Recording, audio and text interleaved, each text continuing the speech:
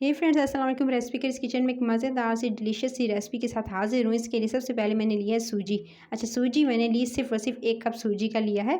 और मेजरिंग के हिसाब से बताऊँ तो 200 ग्राम सूजी ली। सूजी आपने 200 ग्राम ली, उसके अंदर आपने जो है वो दूध का इस्तेमाल करना है। आगे चल कर पता चलेगा रेसिपी किस तरह से बनानी है। तो बिस्मिल्लाहिर्रहमानिर्रहीम। इस रेसिपी के लिए सबसे पहले आपने एक पैन के अंदर घी शामिल करना है। 2 टेबल स्पून भरकर घी का शामिल कीजिएगा। देसी घी का इस्तेमाल भी कर सकते हैं। उसके बाद आपने इसके अंदर जो 1 कप सूजी थी, छान के मैंने इसको रखा था क्योंकि गर्मियाँ हैं तो इसको छान लीजिएगा।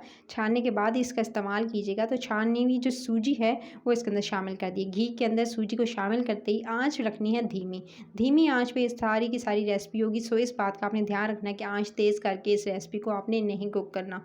सो धीमी आँच पे आपने इसकी कुकिंग स्टार्ट करनी है। जो आपको अभी ड्राई ड्राई नज़र आ रही है घी के साथ ये वाली सूजी, ये अभी एकदम इसके अंदर आपको मॉइस्चर नज़र आना स्टार्ट होगा। जैसे जैसे ये कुक होती जाएगी इसकी खुशबू फैलती जाएगी।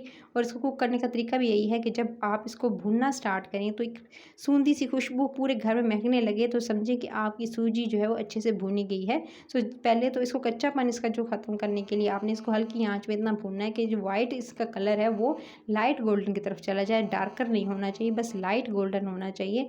सो इसको भूनते हुए 2 से 3 मिनट गुजर चुके हैं। जब तक मैंने एक अलग से पैन में तकरीबन जो है 1 गिलास पानी लिया है। 1 गिलास पानी के अंदर मैंने शामिल की 2 अदद जो है वो हरी इलायची जो है इस तरह से खोल कर उसके बीज समेत इसके अंदर शामिल कर दी। फिर 4 से 5 जो स्ट्रेंड्स होते हैं ज़फ़रान के उसके अंदर शामिल कर दिए। ज़फ़रान जो है इसके अंदर घुलेगा और इसके अंदर जो इसका कलर आएगा गाइस, वो आपको जो इसकी खुशबू और उसके अलावा जो टेस्ट होगा वो तो लाजवाब ही होगा। सो आपने इसको सिंपल जो है पकने देना है इलायची और ज़फ़रान के साथ। तो 2 से 3 मिनट आपने इसे पकने देना है। फिर उसके बाद आपने इसके अंदर शामिल करना है चीनी को। अच्छा, चीनी इसके अंदर आधा कप भरकर मैं चीनी शामिल कर रही हूँ क्योंकि मेरे पास 1 कप सूजी है तो मैंने आधा कप जो है इसके अंदर शामिल की है चीनी।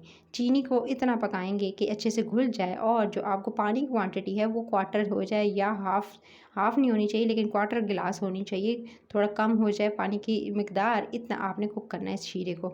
सो एक तार का नहीं होना चाहिए, बस इतना कि अच्छे से पक जाए। आपने इसको अच्छे से कुक करना है, चीनी भी घुल जाए और अच्छे से शीरा ये पक जाए। और ये जब चाशनी अच्छे से पक जाएगी तो ये दे सकते हैं इसको पकते हुए तकरीबन 4 से 5 मिनट गुजर चुके हैं और अच्छे से चाशनी हो चुकी है रेडी।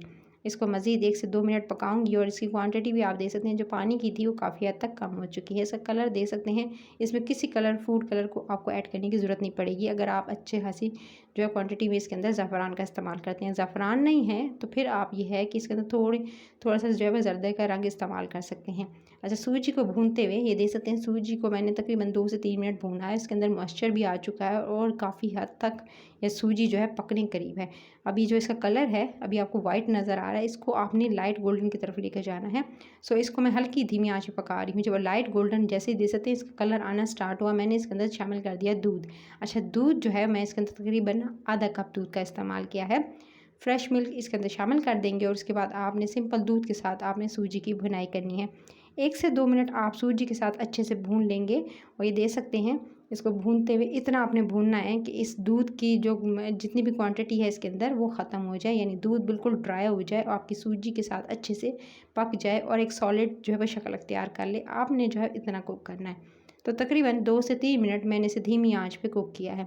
तो ये दे सकते हैं सूजी को तक पकते हुए 2 से 3 मिनट गुजर चुके हैं। दूध भी हो चुका है ड्राई। जब दूध अच्छे से ड्राई हो जाए, पक जाए, तभी आपने जो चाशनी रेडी की है गरम गरम आप इसके अंदर शामिल कर देंगे। तो जो शीरा शामिल करना है थोड़ा थोड़ा करके इसके अंदर शामिल करना है और सारा का सारा आप इसके अंदर शामिल करते जाएंगे और इसको मिक्स करते जाएंगे। अभी आपको इन लम्स नज़र आ रहे होंगे, ये बिल्कुल ख़त्म होते जाएंगे जैसे जैसे गरम गरम शीरा इसके अंदर जो है वो डिज़ोल्व होता जाएगा सूजी इसके अंदर, यानी डिज़ोल्व होती जाएगी। तो ये जैसे पकते हुए मज़ेदार सा ये जो सूजी है इसके अंदर अच्छे से पकेगी और पकने के बाद जो है वो इसके लम्स भी ख़त्म हो जाएंगे, गुठली भी ख़त्म हो जाएगी। तो ये पकते हुए से तकरीबन 2 से 3 मिनट गुजर चुके थे। मैंने इसकी बहुत अच्छे से बुनाई की है। पहले अच्छे से आप इसे बुनाई कीजिएगा, जब साइडों पर आपको घी नज़र आने लगे तभी आप इसके अंदर शामिल कर दीजिएगा कटे हुए थोड़े से पिस्ते, बादाम या जो भी आपको मेवे जात पसंद है वो आप इसके अंदर शामिल कर सकते हैं। मज़ीद इसकी भुनाई करेंगे, 2 से 3 मिनट और भुनाई करनी है जब तक कि आपको जो है वो साइडों पर घी ना नज़र आने लगे, तब तक इसकी भुनाई करते हुए जब अच्छे से भुने जाए उसके बाद आपने इसके अंदर 1 टेबल स्पून भर कर लास्ट में जो है देसी घी का इस्तेमाल करना है। और इसके बाद आपने इसकी मज़ीद भुनाई करनी है। देसी घी को शामिल करते ही मैंने इसकी भुनाई की। 2 से 3 मिनट मज़ीद भुनाई करने के बाद बस इस चूल्हा कर दिया बंद और इसको आप निकालेंगे किसी भी सर्विंग ट्रे के अंदर। चाहें तो जो चौकोर वाली होती है, शीशे की ट्रे होती है, उसके अंदर भी इसे सर्व कर सकते हैं, या इस तरह से आप जो है वो राउंड बाउल भी ले सकते हैं। तो उसके अंदर आपने इस तरह से जो है पहले इसको अच्छे से सेट कर लेना है बोल के अंदर, और उसके बाद जी आपने इसको अच्छे से प्रेस करके किसी भी स्पैचुला से इसे शेप दे देनी है ताकि कटिंग में आपको आसानी हो। उसके बाद आपने इस तरह से सेट कर लेना है, और सेट कर लेने के बाद फिर ऊपर से आप अगेन जो है पिस्ते बादामों से इसकी गार्निशिंग कर दीजिएगा। गार्निशिंग करने के बाद इस तरह से, और उसके बाद आपने थोड़ा सा डेसिकेटेड नारियल यानी जो नारियल का बुरादा होता है वो आपने जो है कोकोनट जो वो आपने पिसा हुआ इसके ऊपर डाल देना है। इस तरह से स्प्रिंकल कर देंगे। ऊपर से चांदी के वर्क डालना चाहते हैं तो वो भी डाल सकते हैं। सो इस तरह से आप अच्छे से इसकी सजावट कर लीजिएगा। अपनी पसंद से आप सजावट जितना करना चाहते हैं कर सकते हैं। ये जो है इसके बाद सजावट कर दी मैंने। अब आपने इसे ठंडा करना है, और ठंडा करके फिर इसके आपने अपने हिसाब से इसके जो है स्क्वायर पीसेस जो है वो काट लेने हैं।